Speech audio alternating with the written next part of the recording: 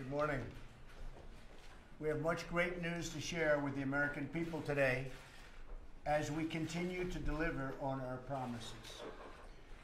Due to a record-long delay in confirmation and the confirmation process by the Senate Democrats, which I call the obstructionists, maybe they'll change, but I doubt it for a while, but they are truly obstructionists. This is our first cabinet meeting with the entire cabinet present.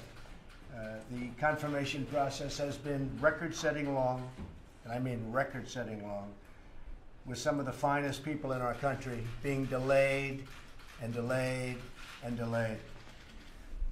But much of that is over, and now we're going through, as you know, the regular process with people at other levels of government, and that's a very long process also, including Ethics Committee, which has become very difficult to deal with. All of that being said, we now have our cabinet finally approved, and I want to welcome Secretary of Agriculture, Sonny Perdue. Thanks, Sonny. Secretary of Labor, Alex Acosta. Director of National Intelligence, Daniel Coats. Thank you, Dan. And U.S. Trade Representative, Robert Lighthizer. There's an incredible, talented group of people in this room. Generals, governors, congressmen, entrepreneurs, business leaders, and many, many others. I choose each person at this table, and I chose them not only because of their remarkable experience and success, but because they've all united by one shared goal. What they want to do is one very simple but very beautiful goal: serving and defending our beloved nation. Together we're working every day, and we've been working very hard together for our country to protect their safety, bringing back jobs into our country, and putting always America first. And when I ran, it was Make America Great Again, and that's what we're doing. Believe me, we're doing it, and we're doing it at a much faster pace than anyone thought. I will say that never has there been a president, with few exceptions, in the case of FDR, he had a major depression to handle, who's passed more legislation, who's done more things than what we've done. Between the executive orders and the job-killing regulations that have been terminated, many bills, I guess over 34 bills in Congress signed, a Supreme Court justice who's going to be a great one, going to be a great Supreme Court justice, and many other things. We've achieved tremendous success, and I think we've been about as active as you can possibly be, and at a just about record-setting pace. And we're achieving these goals by eliminating these job-killing regulations, unlocking American energy, rebuilding our military, pursuing fair and reciprocal trade deals, achieving massive reductions in illegal immigration, transforming the Department of Veterans Affairs, and building a new partnership among nations to defeat terrorism, which we have to do. In just a very short time, we're seeing amazing results. And in fact, there are a couple of major stories today in the newspapers about mines that are opening and the miners are going back to work. Actually, they're pretty big stories. People are surprised. It's kicking in very fast.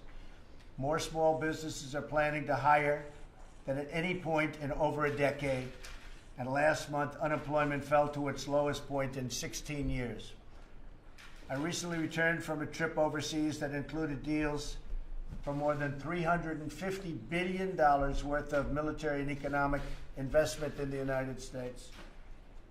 These deals will bring many thousands of jobs to our country, and in fact will bring millions of jobs ultimately, and help Saudi Arabia take a greater role in providing stability and security in that region. One of the big things that we did, and you're seeing it now with Qatar and all of the things that are actually going on in a very positive fashion, we are stopping the funding of terrorism. They are going to stop the funding of terrorism. And it's not an easy fight, but that's a fight we're going to win. You have to starve the beast, and we're going to starve the beast, believe me. Secretary Price has been working very hard to repeal and replace Obamacare. The House passed a bill. The Senate has it right now. Mitch McConnell is working very, very hard, as are the Republican senators. We will have zero backing from the Democrats, even though they should get in and do something, but we expect to get 0. If we had the greatest bill in the history of the world on health care, we wouldn't get 1 vote from the Democrats because they're obstructionists. That's what they want to do. That's the game. They think that's their best political game. They're looking to 18.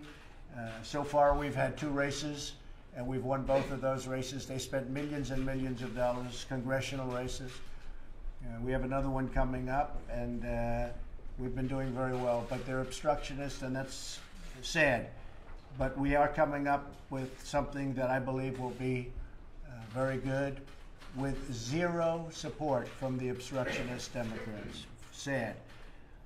Secretary Mnuchin is helping us put together one of the biggest tax cuts in American history. It may be the biggest single tax cut in American history, and that also includes a great deal of tax reform, simplification, and other things.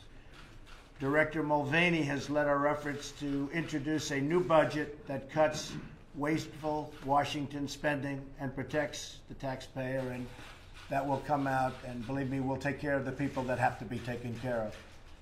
So that's a first step, but we will be taking care of the people that have to be taken care of on a human basis. That's very, very important. Today, we're going to hear from Secretary Tillerson and Secretary Mattis on the ways that we're combating ISIS and defeating terrorism. We've had tremendous success against ISIS in our fight in the Middle East, where we're doing very, very well. We're going to be having a news conference in 2 weeks on that fight, and you'll see numbers that you would not have believed. And frankly, if you look back to even 6 months ago, you wouldn't have believed it was possible. Secretary Shulkin will give us an update on his tremendous work to make sure that our veterans are finally given the care that they deserve, one of the most important things to me on the campaign trail. We've also been strongly pushing for the passage of the VA Accountability Act to ensure employees of the VA can be held accountable if they fail our great veterans. It's passed the Senate, and the House is voting tomorrow. So tomorrow we have a big vote coming up, David, and I think we're going to be in good shape. But that's something that is going to be great for our veterans. We're also going to hear from Secretary Acosta about a major announcement that I'll be making later this week, expanding apprenticeships and getting our people back to work. Well, we have the lowest number in terms of unemployment in many, many years. At the same time, I've always argued with that number because it doesn't take into account millions and millions of people that have given up looking for jobs. And we're going to be doing something about that, and we're going to get those people back to work, and it's already starting in Ohio, and it's starting in Pennsylvania, and North Carolina, and South Carolina, and Florida. You see the numbers, and they're starting. I call them the forgotten men and women, but they're not going to be forgotten much longer, believe me. There are millions of good jobs that lead to great careers, jobs that do not require a 4-year degree or the massive debt that often comes with those 4-year degrees and even 2-year degrees. These jobs require advanced skills and technical training, and we're going to start that. The apprenticeships, a very good word from the Trump standpoint, the word apprentice. Apprenticeships are going to be a big, big factor in our country. You have people with tremendous talent, maybe a mechanical talent, and maybe a talent for fixing an engine or a motor, that a lot of people that graduated high in their class at the best colleges in the world have no clue, and they would never be good at it. It's a different kind of an ability, but it's a great ability nevertheless. We're going to help get our young people the technical training that they need to pursue really exciting careers, and careers that they can make good money. They can really earn a great, great salary and maybe even open small businesses. If everyone in this room continues to do their jobs, then we can restore American prosperity and make millions and millions of dollars, and we can make for these people and the American dream come true. We're going to make the American dream come true for a lot of people that will not have had that experience without the election results that we had on November 8th. So we're here to change Washington, return power to the people. We're here to give people a great shot at a great, great job and even opening small businesses and employing other people. I look forward to hearing all of the reports from the different people in the room today. We have done, as I said, about as much as anybody ever in a short period of time in a presidency. That's despite tremendous opposition from the other side. We have done something that's very special. And you see it in the economic numbers, because the economic numbers have been incredible. One just came out, almost $4 trillion in worth has been created in the stock markets of our country. You just take a look at that. 700,000 jobs have been created in a very short period of time since the election. 700,000 jobs. If we would have said that on November 8th, nobody would have believed the number. If we would have said that almost $4 trillion in the stock markets has been created, everybody would have laughed at us. They would have said, oh, that's ridiculous.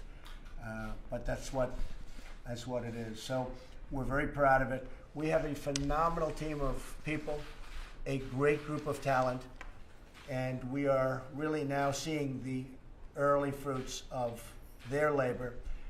Some of them won't be able to kick in because statutorily you have to wait periods of time before you're allowed to do the filing.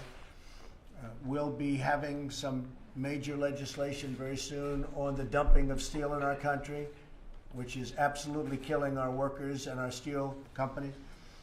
We're going to be having some very major legislation on the dumping of aluminum and various other things into our country, which is killing our workers, and we'll be announcing that very soon.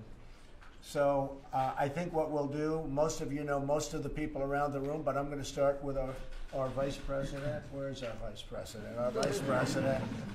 There he is. And I'll maybe start with Mike, and we'll just go around and just, you name your position, and then we'll ask these folks to go back and have a good day, and we're going to discuss our various reports. Mike? Thank you, Mr. President, and just the greatest privilege of my life is to serve as Vice President to a President who's keeping his word to the American people and assembling a team that's bringing real change, real prosperity, real strength back to our nation. Thank you, Mike. Mr. President, it's great to be here and celebrate this group. We are receiving, as you know, I'm not sure the rest of you fully understand the support with law enforcement all over America. They have been very frustrated. They are so thrilled that we have a new idea that we're going to support them and work together to properly, lawfully fight the rising crime that we're seeing. It's an honor to be able to serve you in that regard. You set the exact right message, and it's being responded. The response is fabulous around the country. Great success, including MS-13. They're being thrown out in record numbers and rapidly, and they're being depleted. They'll all be gone pretty soon. So you're right, Jeff. Thank you very much. Alex? Mr. President, I'm privileged to be here, deeply honored, and I want to thank you for keeping your commitment to the American workers.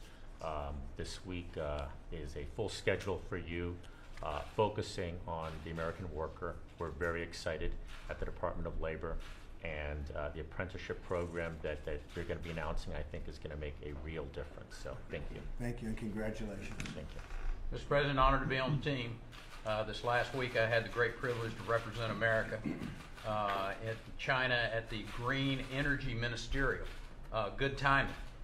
They needed to hear why America was stepping away from the Paris Accord, and they did, and that America is not stepping back, but we're stepping into place and sending some messages that we're still going to be leaders in the world when it comes to the climate, but we're not going to be held hostage to some executive order that was ill thought out. So my hat's off to you for taking that stand and for sending a clear message around the world that America is going to continue to lead in the area of energy. Thank you, Rick. Thank you. Thank you, Mr. President. It's a new day at the United Nations. You know, we now have a very strong voice. People know what the United States is for, they know what we're against, and they see us leading across the board. And so I think the international community knows we're back. Thank you, Nick. It's true. Mr. President, thank you for the kind words about the budget. You're absolutely right. We are going to be able to take care of the people who really need it. At the same time, with your direction, we were able to also focus on the forgotten men and women who are the folks who are paying those taxes. So I appreciate your support and your direction in pulling that budget together. Thank you.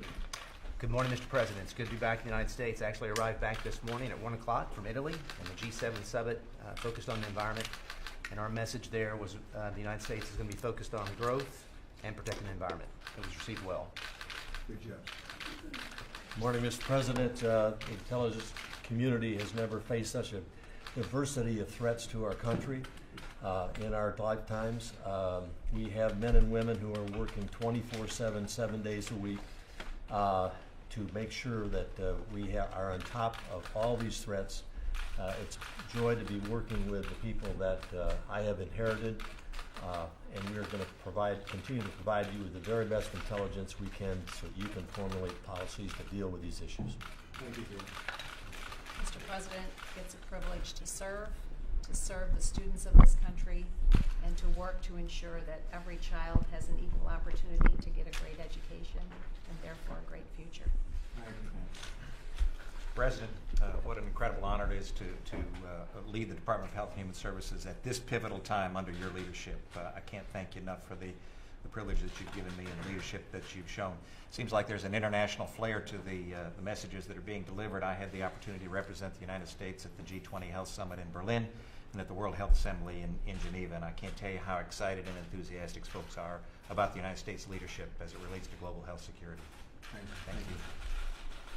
Mr. President, as your seal on your staff, That's true.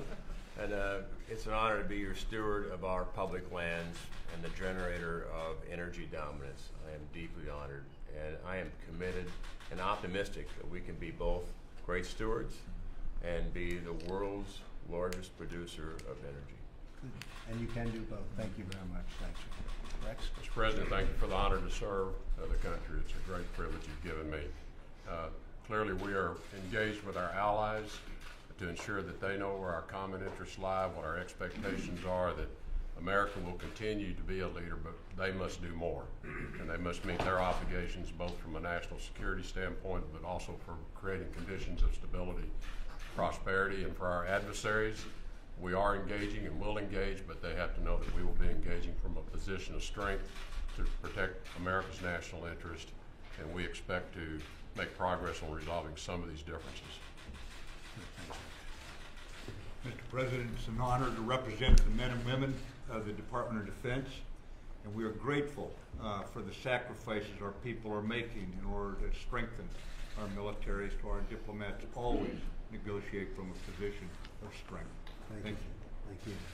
Mr. President, thank you for the opportunity to help fix the trade deficit and other things.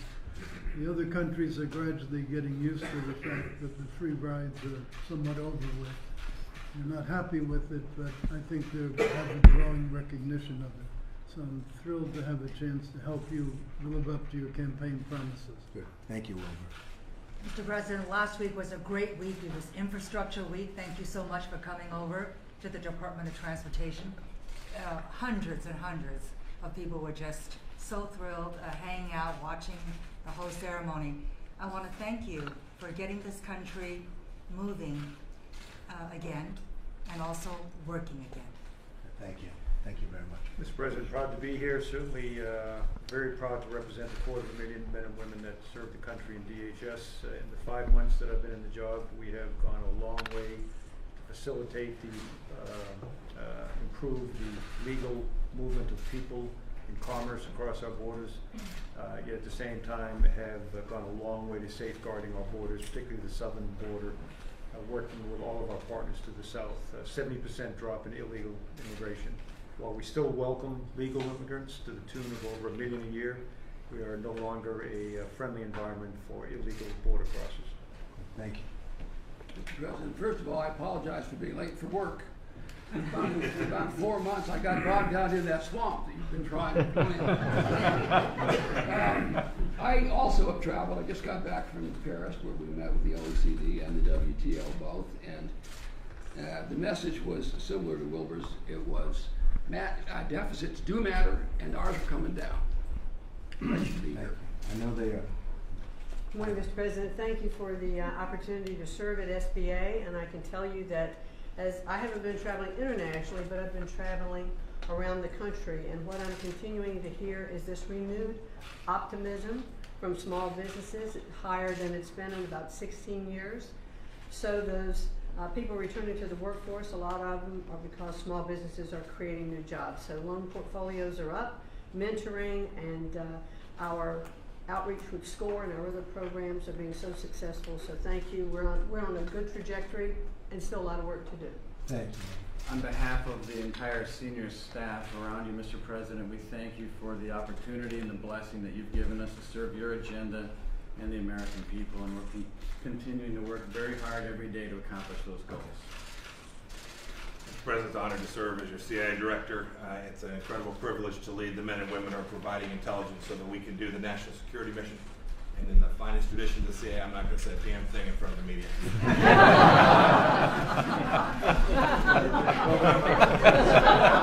Here, here. Mr. President, thank you for your support and commitment to honoring our responsibility to America's veterans. I know that this is personally very important to you.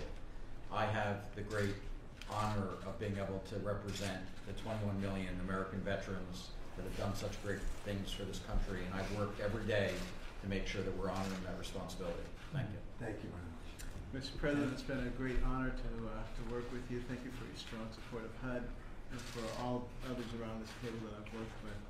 We're making tremendous progress and converting to a business model, already seeing tremendous savings there. And this month is National Homeowners Month, and therefore I'll be ringing the bell on Wall Street at 4 o'clock, which means I got to leave at 12. Thanks. Good morning, Mr. President. While we're bragging about international travel, I just got back from Mississippi. I love you there. And I want to congratulate you on the men and women you've placed around this table. The holistic team working for America is making results in each and every area. Working with Secretary Ross and Ambassador Lighthouser and Secretary Mnuchin and Tom Price and Scott Pruitt. This is a team you've assembled that's working hand in glove for the betterment of America. And I want to thank you for that. These are great team members, and we're on your team. Thank you, sir. Thank you. Thank you, Mr. President. It was a great honor traveling with you around the country for the last year, and an even greater honor to be here serving in your cabinet. On behalf of everybody at the Treasury, I can assure you we are focused on creating sustained economic growth, sweeping tax reform, and fighting terrorism with sanctions and all other programs within our control. Thank you. Very good. Thank you. Thank you all very much. Thank you. Thank you, everybody.